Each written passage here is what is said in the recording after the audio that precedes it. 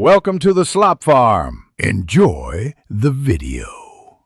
You start now, power off the phone and eject SIM/SD, then place it face down on an anti-static mat so parts don't scatter. Use a precision driver to remove visible screws. Keep each screw grouped by location. Once screws are out, insert a plastic pick in the seam and gently pry the back or screen. Follow the phone's natural lip and avoid forcing bends.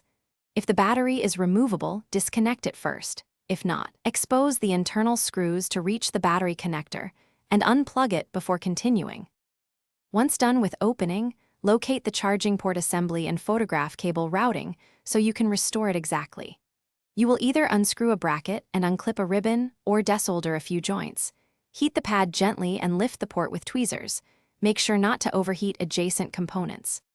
After removal, inspect pads and clean them with 90% plus isopropyl alcohol and a soft brush to remove corrosion. Make sure replacement port matches model. Align it carefully, then solder or clip it into place, checking each. After installing the new port, reconnect ribbon cables in the photographed order, then secure brackets and screws. Do not over-tighten. You want firm but not stripped screws. Reconnect the battery, then power on and plug a known good cable and charger. You should see the charging indicator or battery percentage move. Use a USB meter if available to confirm current flow. If it fails, power down and inspect solder joints, reflow any cold joints. Verify ribbon seating and clean contacts. That single reflow fixes most no-charge issues.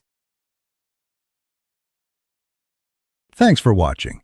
Consider subscribing if we helped you today.